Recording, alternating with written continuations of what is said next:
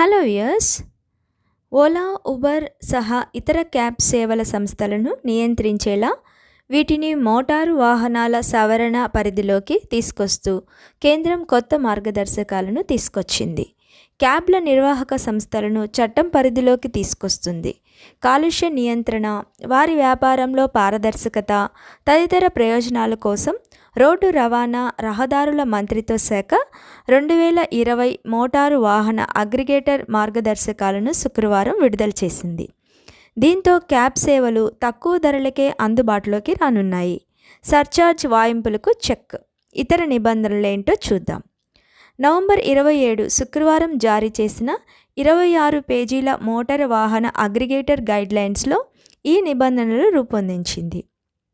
ప్రభుత్వం ఓలా, ఉబర్ వంటి cab అగ్రిగేటర్లు బాధేస్తున్న సర్ఛార్జీలకు check పెట్టింది. అధిక డిమాండ్ ఉన్న సమయంలో 1.5 రెట్లు బేస్ ఛార్జీలకు కోత పెట్టింది. అలాగే అవి అందించే డిస్కౌంట్ను బేస్ ఛార్జీలలో 50% పరిమితం చేసింది.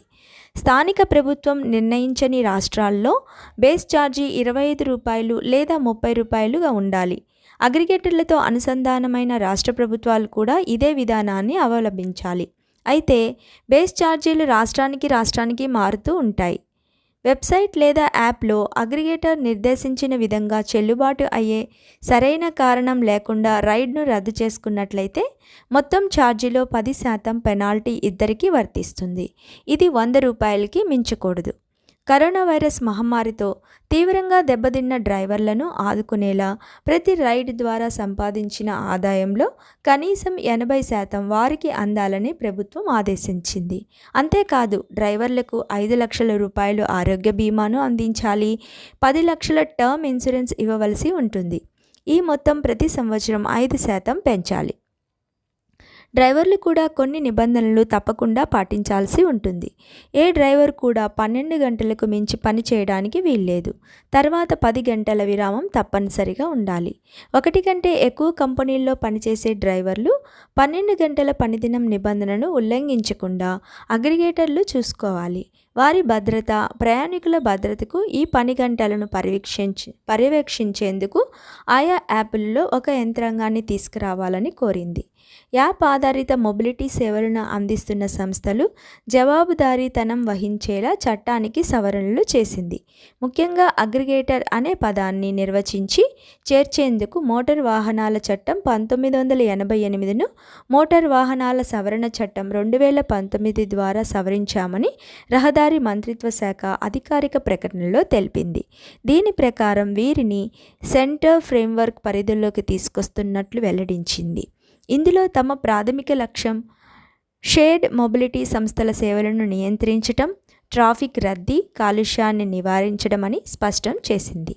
క్యాబ్ సేవల సంస్థలు కస్టమర్ భద్రత, డ్రైవర్ సంక్షేమంపై బాధ్యత వహించాలని ప్రభుత్వం భావిస్తుంది. ఈ నిబంధనలు ఉల్లంఘించిన వారికి జరిమానా తప్పదని తెలిపింది.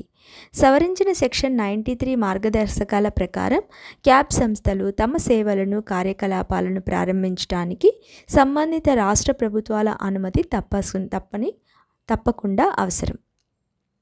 వీటి నియంత్రణ కోసం కేంద్రం పేర్కొన్న నిబంధనలను పాటించేలా చూడాలని రాష్ట్రాలకు కేంద్రం నిర్దేశిస్తుంది. క్యాబ్ సేవల సంస్థల నియంత్రణకు ఆయా రాష్ట్ర ప్రభుత్వాలు రెగ్యులేటరీ ఫ్రేమ్వర్క్ను ఏర్పాటు చేయాలి. తద్వారా అగ్రిగేటర్లు జవాబుదారీగా ఉండటంతో పాటు వారి కార్యకలాపాలకు బాధ్యత వహించేలా నిర్ధారించుకోవాలి.